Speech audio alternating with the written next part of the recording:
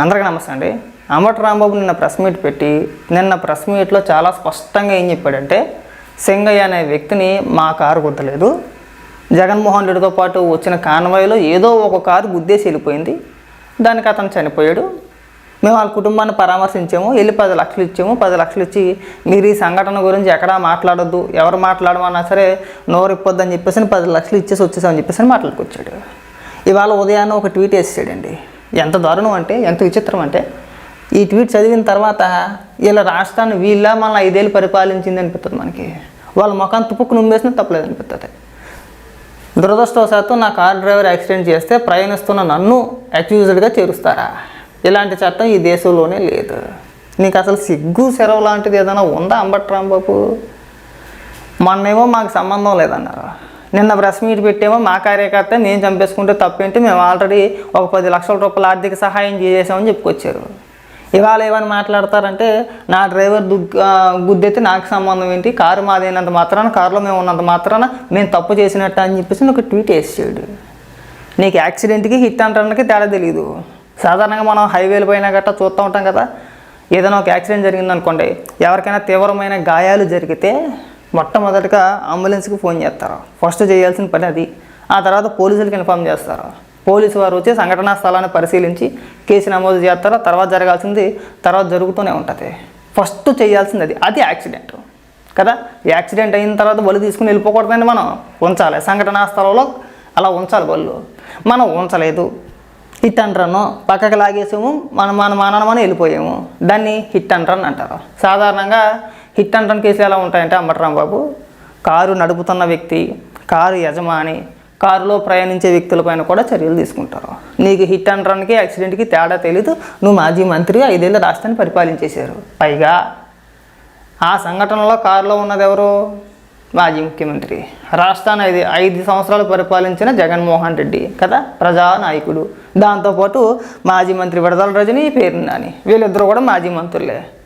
2 మాజీ మంత్రులు, ఒక మాజీ ముఖ్యమంత్రి ప్రయాణిస్తున్న కారు ఒకరిని తొక్కేశారు.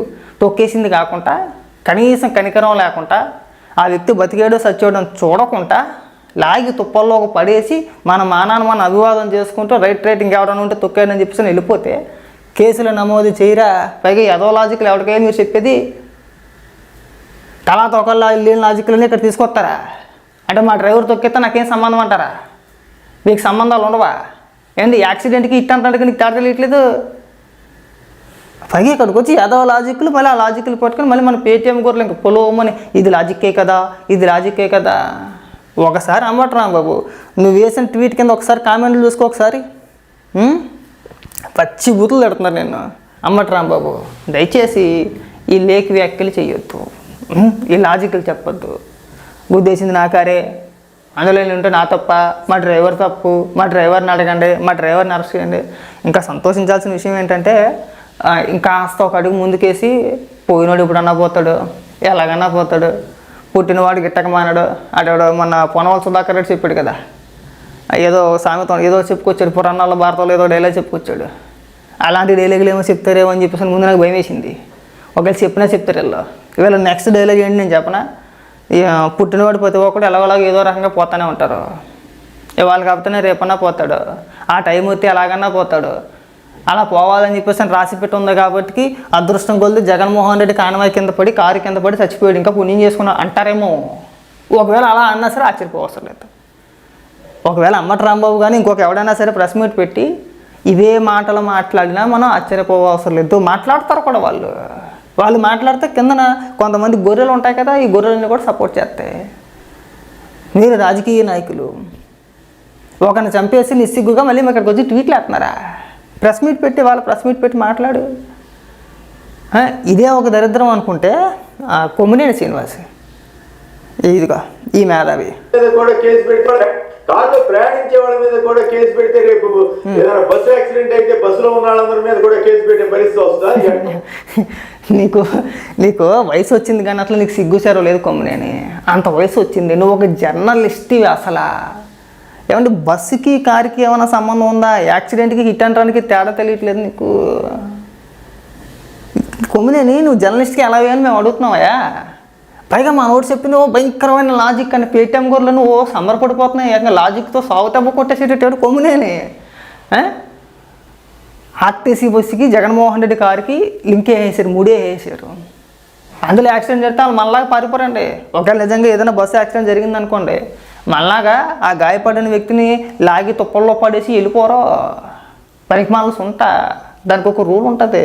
ఎక్కడైనా సరే ఎలాంటి సంఘటన జరిగినా, ఎక్కడైనా పెద్ద పెద్ద యాక్సిడెంట్లు జరిగినప్పుడు వాహనాలని అక్కడి నుంచి కదిలించడం అలాగే ఉంచుతారు. పోలీసు వారు వచ్చేంత వరకు కూడా.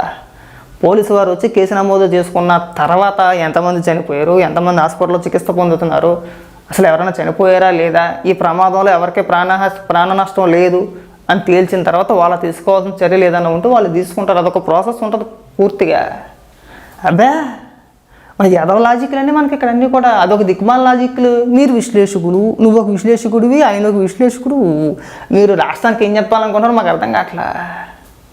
మీకు ఈ రెండింటికి వ్యత్యాసాలు చాలా నేను చెప్పాను కదా.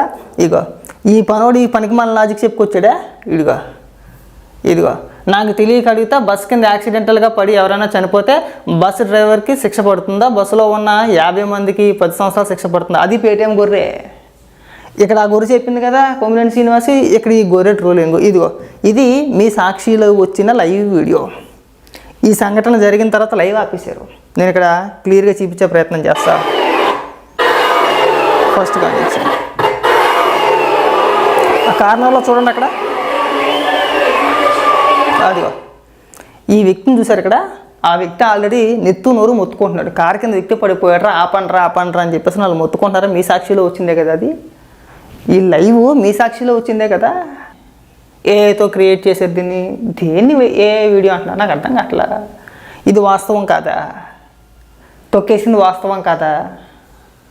మీ సాక్షిలో వచ్చిందే కదండి. మరి మనం ప్రతి దాన్ని వక్రీకరించుకుంటూ వెళ్ళిపోతే ఇంక మిమ్మల్ని చెప్పించి కొట్టాలని అడిగితే కనుక మానవత్వం లేని మనుషులండి.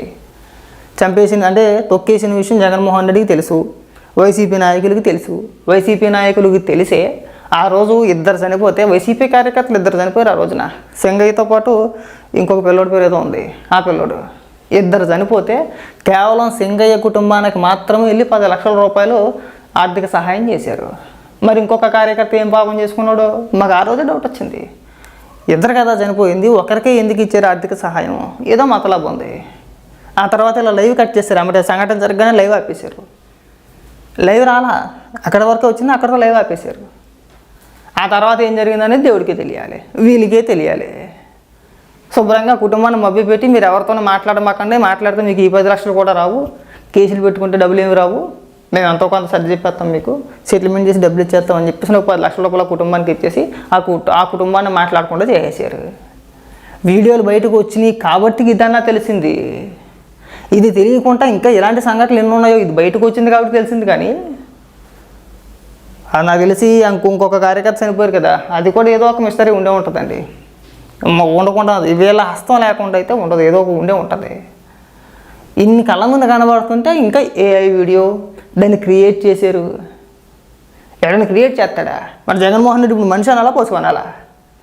ఏమంటే తనకు తెలియదు, తన కారులో ఉన్న నాయకులకు తెలియదు. పైగా అదే కారులో విడదల రజని పేరు నాని కూడా ఉన్నారంట. జగన్మోహన్ రెడ్డి ప్రయాణిస్తున్న కారులో పేరుని నాని, విడదల రజని, తన చీఫ్ సెక్యూరిటీ ఆఫీసర్ కూడా అందులోనే సత్తారు మ్యాక్సిమం. తన పర్సనల్ డ్రైవర్ అతను. తొక్కేసిన విషయం డ్రైవర్కి తెలియదు, ఆ డ్రైవర్ చెప్పు ఉండడా ఇతనికి. పైగా ఆ తర్వాత రోజు ఒక ప్రెస్ మీట్ పెట్టి ఒక 2 గంటల సేపు సొల్లు చెప్పుకొచ్చాడు. 2 గంటల సేపు ఉపన్యాసాలు చెప్పి చంద్రబాబు నాయుడు గారిని పెద్దిరెడ్డి కాలేజీ చదివే రోజుల్లో కొట్టాడంట. పెద్దిరెడ్డి రామచంద్రారెడ్డి ఈయన చెప్పే మాటలు ఇక్కడ. నువ్వు ఇక్కడ ఒకరిని చంపేసావు, దాన్ని కవర్ చేయడానికి, దాన్ని డైవర్ట్ చేయడానికి ఏదో రకంగా రెచ్చగొట్టే వ్యాఖ్యలు చేసి డైవర్ట్ చేద్దామని చెప్పేసి వేసిన ప్లాన్ అది. మేము ఆ రోజు కూడా మాట్లాడా, అనవసరంగా రెచ్చగొట్టే వ్యాఖ్యలు చేస్తున్నావు జగన్మోహన్ రెడ్డి, ఈ సందర్భంలో నువ్వు మాట్లాడాల్సిన మాటలు కాదని చెప్పేసి నేను ఆ రోజు కూడా మాట్లాడాము. మాకు తెలియదు కదా, తొక్కేశారని చెప్పి మాకు తెలియదు. అప్పటికి వీడియోలు బయటకు వచ్చేంత వరకు తెలియదు. గుద్దేశారన్న విషయం తెలుసు. మేము కూడా మొదట్లో ఏమనుకున్నామంటే జగన్మోహన్ రెడ్డి కాన్వాయ్లోని ఒక వాహనం గుద్దేసిందేమో అనుకున్నాం, కానీ జగన్మోహన్ రెడ్డి గుద్దేశారని చెప్పేసి మేము అనుకోలే. తీరా చూస్తే ఆ తర్వాత రోజు ప్రెస్ మీట్ పెట్టి రెచ్చగొట్టే వ్యాఖ్యలు చేసినప్పుడు డౌట్ వచ్చింది, ఇలా ఆర్థిక సహాయం చేసినప్పుడు డౌట్ వచ్చింది. అలాంటి మనుషులు మాట వీళ్ళు ఒక తప్పుని కవర్ చేయడానికి వీళ్ళు ఎంతకన్నా దిగజారిపోతానని అనడానికి ఈ వీడియోలు నిదర్శనం అన్నమాట. కాబట్టి ఏంటంటే వైసీపీ కార్యకర్తలకి ప్రజలకి చెప్పేది ఒకటే, వీళ్ళు రాజకీయం కోసం మీ ప్రాణాలను తీసేస్తానికి కూడా వెనకాటరు. ఊరికే మీ పైన ప్రేమ కాదండి, వాళ్ళ రాజకీయాల కోసం. ఇది బయటకు వచ్చింది కాబట్టి సరిపోయింది, బయటికి రాకపోతే ఒక నెల తర్వాత, ఒక 2 నెలల తర్వాత, కాకపోతే ఒక సంవత్సరం తర్వాత మళ్ళీ పరామర్శ పేరుతో ఎవరైతే ఇద్దరు కార్యకర్తలు చచ్చిపోయారో వాళ్ళ కుటుంబాల పరామర్శ పేరుతో వెళ్ళి మళ్ళీ ఇంకో 2 ముగ్గురు బలుకుంటారు.